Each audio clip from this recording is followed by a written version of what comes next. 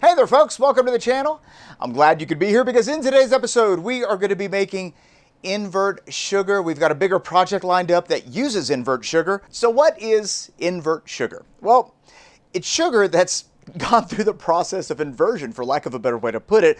I'll go into more detail here in a second, but it's got a lot of really cool applications. For instance, in candy making, invert sugar resists crystallization and dissolves incredibly easy. So if you've ever tried to make the New Orleans praline recipe that we have on our website, you know that crystallization of the sugar can and usually is a pretty big problem. It could turn a great candy into a very poor candy. Well, if you use invert sugar in that recipe, you don't have that problem.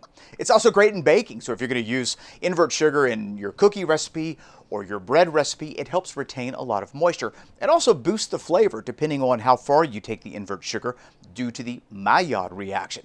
But if I had to be completely honest with you, my favorite place to use invert sugar is making alcohol. Using invert sugar makes the food source, the sugar for the yeast, a lot more digestible, so they don't have to work nearly as hard to ferment that sugar and then produce alcohol. Basically, you're doing the heavy lifting, which generally leads to a higher degree of attenuation. Sugar, or sucrose, is a disaccharide. It consists of two monosaccharides that are bound together. You've got glucose and fructose.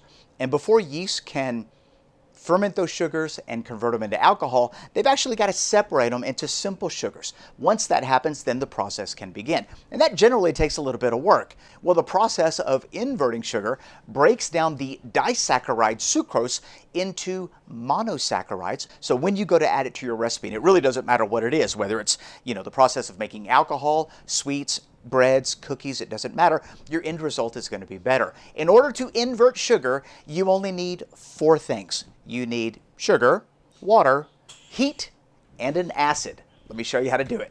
All right, first thing you're going to need is a little bit of water, and I'll put the exact amounts that you need in the description box below. You're also going to need an acid. You could use something like vitamin C, ascorbic acid powder.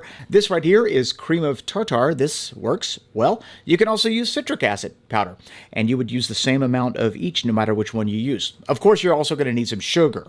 Now, I want a very neutral flavor, so we're just going to be using white sugar. But if you want to bring in notes of molasses, you could use turbinado sugar, light or dark brown sugar. Any of those work. Place your sugar into a pot and then add your water. I like to have relatively taller walls on the pot just to give a little room for expansion.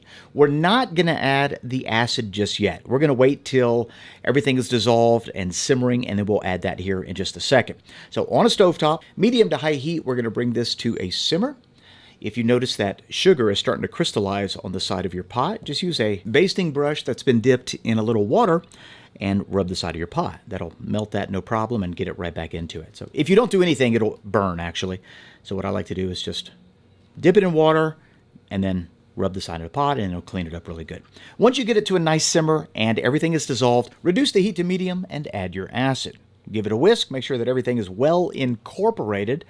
And at this point, you're just going to let the sugar, acid, water solution come to temp. You want to bring it up nice and gently, and what we're going to be trying to target is a minimum of 236 degrees Fahrenheit or 114 degrees Celsius. That's the temperature at which your sugar converts from a disaccharide to a monosaccharide. Now you can continue to cook this, and the hotter it gets, the longer you cook it, the more your sugar is going to undergo the Maillard reaction. It's going to start to turn and give you those caramel toffee flavors. Notice we're at 251.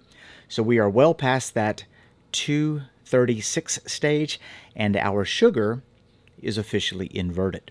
And this is the end product. All right, guys, there you have it. Very easy to make invert sugar. I will say the more water you add on the front end, the longer it does take to get to temperature, because you kind of have to boil some of that water out.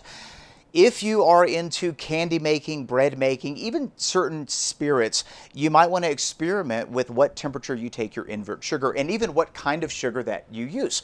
Today we wanted to keep it super neutral, so we used white sugar and we took it to between 240 and 250.